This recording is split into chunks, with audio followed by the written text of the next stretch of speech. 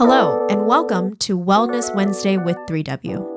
Wellness Wednesday is sponsored by 3W Medical for Women, a nonprofit medical clinic offering free of charge or low-cost reproductive health services to women in the Seattle area, regardless of income or insurance status.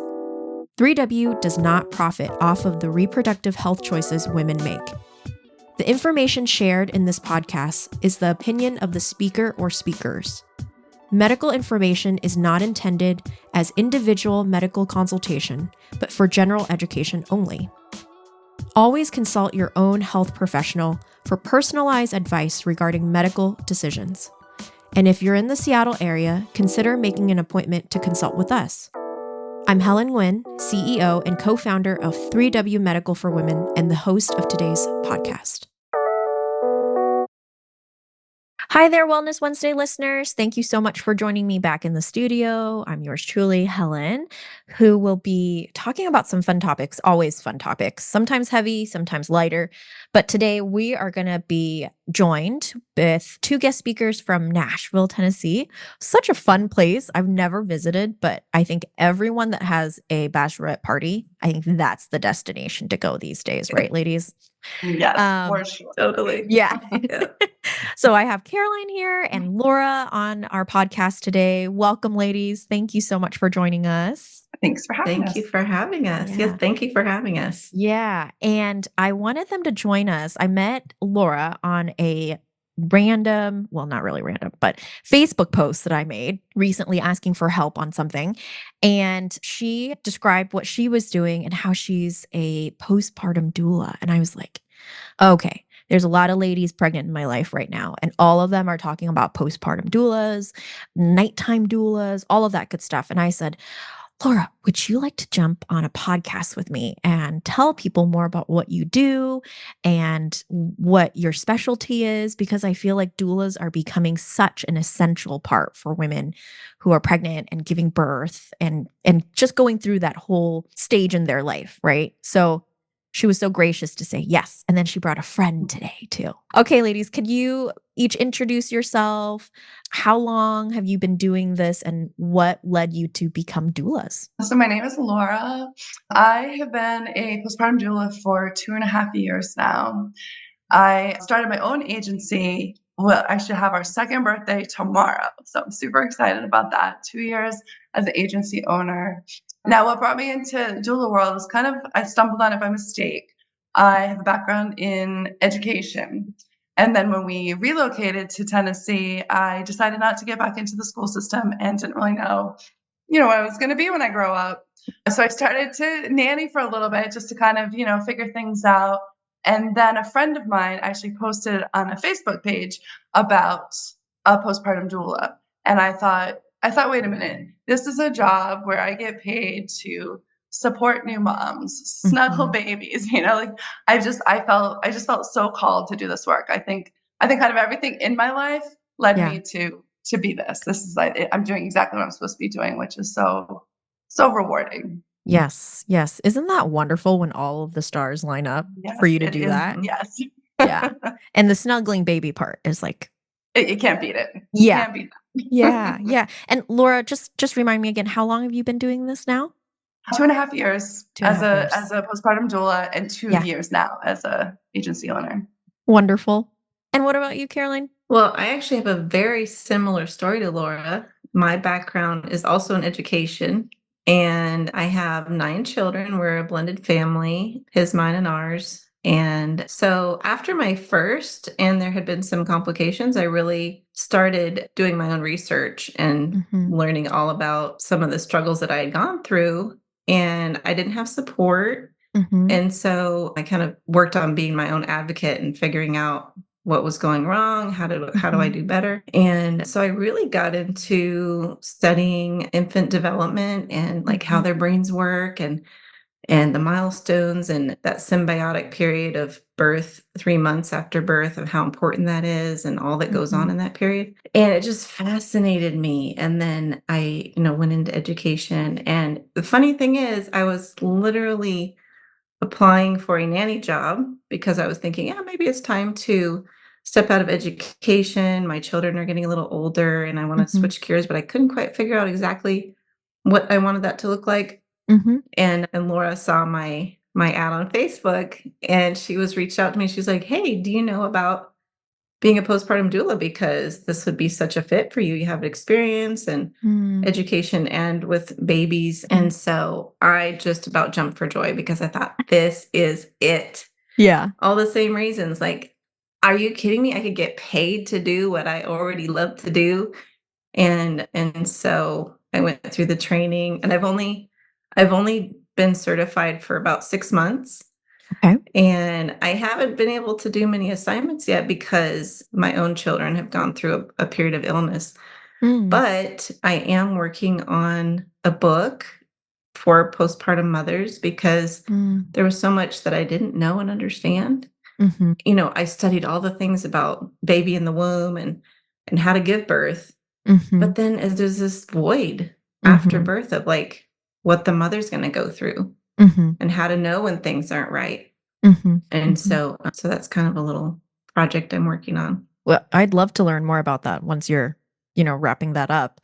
So, in your opinion, or is there some sort of definition about the word postpartum? Like, I know that it's after birth, but for how long after birth does the postpartum stage last? Laura, would you like to answer that? It's interesting because some people will argue that postpartum doulas only stay with families for, the fourth trimester, which is, the first 3 months of the baby's life. But Mhm. I'm kind of in the camp of postpartum can last years. That there's Ah. a whole lot of healing that needs to go on. Hormones Mhm. need to adjust. It just there's Mm. so much to life after giving birth that I think confining it to such a short little window is it's really unfair to what the mother's journey actually is. Is there a lane that postpartum doulas stay in? Like, they they come to your home and they stay overnight with you and they help you do meal preps and stuff like that? Or is that something extra that postpartum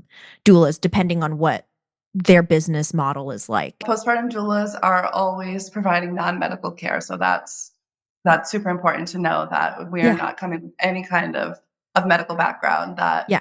it's we know things, Yes. Yes, we of can course. we can certainly, point people in direction. So I think Mhm. I think the non-medical side is important. And then also the non-judgmental, that we're not coming Mm. to tell people how to parent, that Mhm. we're meeting families where they are and kind of Mhm. giving them the space to just find their footing, Mhm. get back to what life looks like now that they have a baby in their life. Mhm. And I like to think of my role in kind of three parts. The priority number one is the recovery of the mom. Mhm. The priority number two is baby's adjustment to life outside the womb. And then priority number three is things that get in the way of those first two priorities. So Mm. dishes get in the way, laundry gets in the Mhm. way, the Mhm. meal prep, like those kinds of things that we can come in and take off of families' plates so that they can focus on, Mhm. mom's recovery and that newborn care. I feel like doulas have become such a regular conversation now with a lot of my friends that are in this stage of having children. Do you see this pendulum suddenly swinging to where women are looking for this extra support, this extra person to be in their life to advocate for them, to be that person they turn to in the middle of the night and going, I have to cry and I don't know why I'm crying and my boobs are bursting. What I'm observing is that, there's a lot of young people that are living away from their families, right? For work or different opportunities, et cetera. And we don't live in this cohesive community where you can call mom and she comes over anymore. So you kind of step into that role. Am I correct in that kind of assumption? Absolutely. Absolutely. Yeah. Yeah. Yeah. And Yeah. I think also that just in general, people are having babies later in life, which means parents Mhm. are older and may not Older. be able to even fall into that role, even if they are close by. And Yeah. so it's kind of being that in between so that, that Mhm. families get the support that they need. So, Caroline, you talked about your own experience of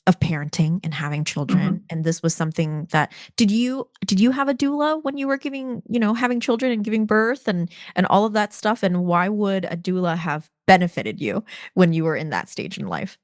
So for my first, I didn't have any family nearby, no friends that were, able to give support. It was before the internet, so I didn't have the resources either to like, what does this mean? Why is he crying? Mhm. I did experience, and I didn't even know that until I trained as a doula, Mhm. that I had the postpartum anxiety Mm. and some of the depression. And I didn't know my child was colic. I thought that's just how babies are. Mm. And that's the piece, like not understanding and not knowing a lot about babies or what my body was going to go through. I thought I was going to leave the hospital in my old clothes, my pre pregnancy clothes. Mm.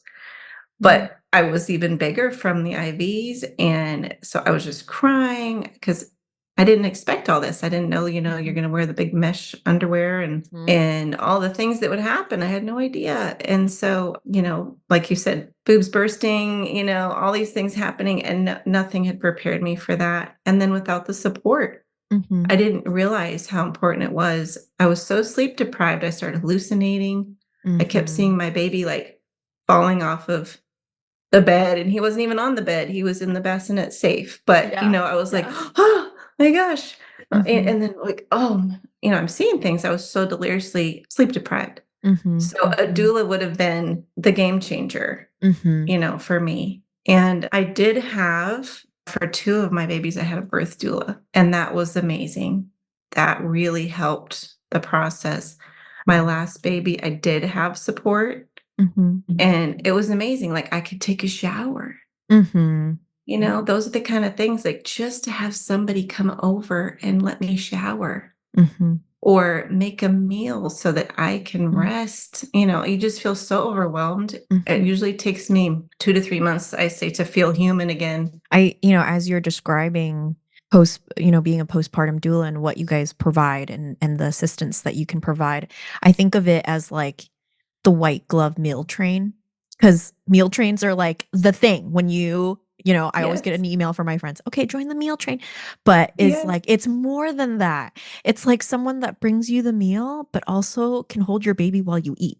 And you're not having to juggle, Yes. and you know that the laundry's gonna get folded and it's gonna be okay. And I just remember my sister, having her second one, and she was so sleep deprived that after pumping, she poured all her milk down the drain because she wasn't thinking, Right. after sitting there pumping, she just cried over her sink, and I was coming over and I was Oh. like, "What happened?" And she was like, "I just dumped all of the liquid gold down the drain Oh, when I yes. was supposed to freeze it," and it's that mindset of like you're just on autopilot, or you're just like so Yes. out of it. The babies are clean, the dog's barking, your husband's just sleeping, and you just want to kill him. But, in your experience, are doulas, I know that your main priority is mom and baby, but what can you do for the dads? What can you do to assist the dads in these moments? Because it's an adjustment for him too. It's interesting going into families' homes and then how dad perceives the whole thing. Sometimes the dad is actually the one that's reached out for the support, and Mm. sometimes the dad's like, that's what you want, and that's what's gonna make you feel it. So there's such a range of dads, just his perception of what the duel is gonna be all about. And so I Mhm. do kind of appreciate where they're at and what they want out of their relationship as well. I've Mhm. had some dads that are a million questions. Like they just want to understand it all, know it all, Mhm. figure out all the things and be as supportive as they can. And those are the ones that I really enjoy, that that they're taking time to understand how to Mhm. swaddle a baby, all Mhm. the little things. And so it's answering a lot of questions. And then it's also kind of helping the couple navigate exactly like you were saying, that Mhm. all of a sudden now you have somebody else in the mix that, shifts priorities.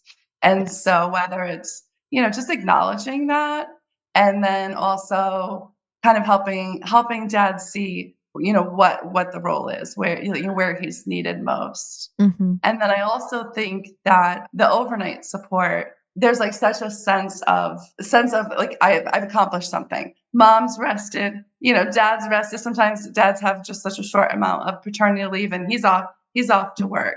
Mhm. Baby's well cared for, that I'm leaving this family, in a good place, knowing that Mhm. everybody got exactly what they needed. There's a range to helping dads, but we love them. What type of religious or cultural considerations do you take into account as a postpartum doula? Because you're walking into someone's home and there's just a lot going on, right? Especially in this time of transition. But what are things that you ask your clients to make sure that you're taking into consideration certain cultural and traditional things that they do? We are trained to understand like different personality types Mhm. and to be able to assess, is this person more needing emotional support or more physical? Because different personality types are maybe going to approach what they need a little differently. Mhm. And that can go kind of span across culturally too. Like in some cultures, maybe the mom doesn't get out of bed for X amount of time and everybody serves, or, Mhm. Mhm. maybe she doesn't leave the house for a while and that kind of thing. So she might need more support, like going to the grocery store or something Right. like that. Right. So I think also like in the intake interview, probably there's a lot of assessing going on of, their personality style and Mhm. some of that cultural information, Mhm. assessing that. And then just like Laura said, I mean, it's totally non-judgmental. Mhm. So we're just trying to sink in with what their personality and their needs. Is it very common for clients to say, "Can we look at a resume? Could we interview you, invite you over, see how you vibe with us before we say yes?" What type of questions and suggestions would you give to new parents that are interested in bringing on a postpartum doula? Definitely asking about certification is important, that there's a lot of Mhm. nannies that will call themselves, a postpartum doula that haven't really Mm. gone through the training. And like Carolyn was saying, it's more than just the baby care, that a nanny knows how to take care of a baby for sure, but Mhm. understanding kind of the role of where we fit into the family and Mm. the support that, what that looks like. So I would definitely say certification, just to have a certified doula. I think, like you said, you want to meet in person just to Uh-huh. make sure it's a good fit, that you're going into such a vulnerable, intimate space, that if Mhm. there's any amount of discomfort, it needs to be something that you are 100% comfortable Mhm. with. How about a background check? Is that common? As an agency owner, I background check all of my doulas, so Mhm. that's already been done when I send a doula out to a family. Mhm. They're background checked. They carry their own liability insurance. They are certified. Like, I make sure that they fit all the requirements before I send them to families. What are some red flags that clients should look out for when they are talking with a doula? I think one of the bigger red flags would be when somebody is telling you what you should be doing. You should be doing that. You should do this. That, when it's too much advice. Is this evidence based? Is this just how you feel things should be done? So I think Mm. that's a big red flag when somebody comes with a lot of their own opinions about how Mhm. it should be done. Yes, Yeah. absolutely. And that was what I was going to say if Laura didn't say it. Yeah. Yeah, somebody that makes you feel like you're not doing this right, you're not competent, because our role is more to help you understand how competent and capable you are, Yeah. Mhm. and Mhm. to feel Mhm. comfortable in your role as a mother and to Mhm. feel confident in your decisions, Mhm. and that you can do this. We're kind of like the lift-off point instead of Mhm. like, you're not going to survive without me. Have you ever had to have a conversation with your clients and say like, "You don't actually need me for this long. You actually have a good handle." I decided not to do packages for exactly that reason, Mm. because you have no idea if you're going to need 1,000 hours or 100 hours. And Mhm. then we're all of a sudden in this weird scenario of you've got to finish your hours. Mm. So I do what people would like per week. If it's like a 2 night a week, a 3 night a week, and then Mm. what they're thinking in terms of that support. So it might be 3 nights a week for 4 weeks, and then we'll reassess. Where I'd Okay. rather keep giving a little bit more as they need it rather than have them overcommit to, support that they just really don't need anymore. So how are you taking care of yourselves as doulas? Because that could be really intense. One thing I'll say, and then maybe Laura can follow up to this because she is more on both sides of things, but Yeah. there is a distinction. There is nighttime care and then daytime care. And so the same doula isn't doing both Okay. because that would be, you're not really able to get the rest you need and everything. So like I am daytime care and Laura wears both hats, but she balances it. So it's not, back to back. I think that there's a little bit more of a burnout with the overnights. Yeah. I do make it very clear that when the baby is sleeping, that I'll be sleeping too. It's, like a little nap. I'm certainly not sitting there drooling and dreaming. Completely conked out. I am getting a little rest though. And in fact, it's funny, as one mom, the baby he just had such a rough night, and I basically held him all night. So I really didn't sleep that night. And she apologized to me that she, was so sorry he had such a rough night. I said, Abigail, I'm going home and I can sleep 6 hours if I need to sleep 6 hours in the morning. I can sleep in the afternoon. I'm like, you're taking care of a baby. I'll figure out, what my sleep looks like on the other side of this, and then I'll see you again tonight. And lastly, sometimes when I've heard this from various women in my circles, is sometimes when we hear about postpartum doula, we think, oh, I can't afford someone like that. I can't afford that resource. I remember bringing my son home and going, what happened to my house? I have no more home. It's just all of his stuff. And it's these Costco diaper boxes all over my house. So, having a kid is expensive these days. What do you do for parents that would love this help? I can just imagine my own patient population here at 3W. They're both working. They're going to be down to one income when this baby comes.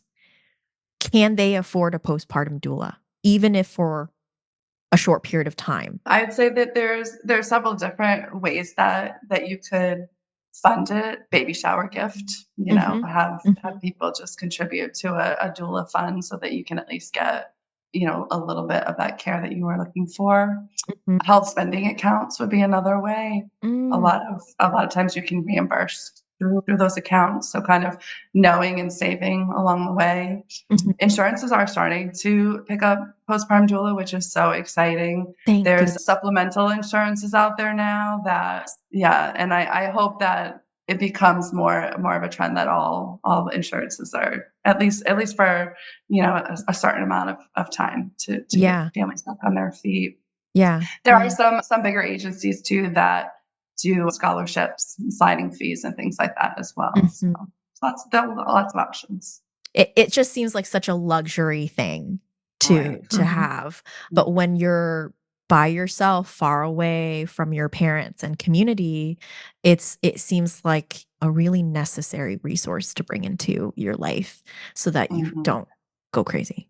That's what I was going to say. Insurances are starting to pick it up. I mean, they're realizing that this can prevent a woman from, maybe having a mental health crisis. Yes. Or even physical, because we can often spot some of the symptoms they're having and help encourage them to get care, whereas they might not know. Okay, my last question, and it's a little unique in the sense of I never gave birth to my son. I adopted my son. But when I brought him home, he was like 2 days old.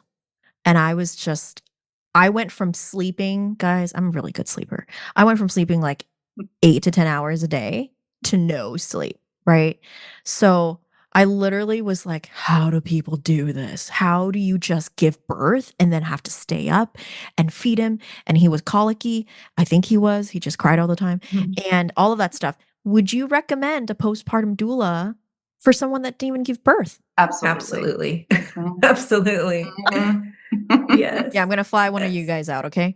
The next time I adopt a kid, because I truly think I could have used your services just so that I can transition, because it was such an abrupt thing for someone in my position, right? Sometimes when you are, you're a birth parent and you actually go through the 9 months and birthing, you kind of have like adjusted your brain that, okay, Mhm. this is coming up and I have a person that's going to come out of me and things are going to change. I mean, there just wasn't the awareness Yes. that that was an option. So Yeah. I love that you're making it even more aware for women because Yeah. it can make such a difference.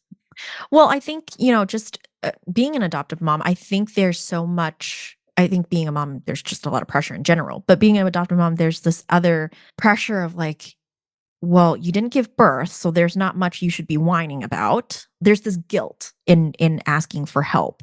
I've been criticized for like, well, you've been waiting for this kid for so long and now you go to work and you leave him with someone else. So there's this different Yeah. guilt in being an adoptive mother too, that you're not allowed to complain or just say normal mom things. I love your perspective because I never have heard somebody describe, that it is difficult to say you have needs Mhm. and to ask for that help. I mean, Oh, yeah. that's really profound. Like, I think a lot of adoptive parents can relate. Yeah, I think as women, we're just awesome, complex-ish people, and we just need Yes. other women to talk to and if be like, "You're not crazy. Go ahead and have that mimosa," Mhm. "Okay, have a drink. It's fine."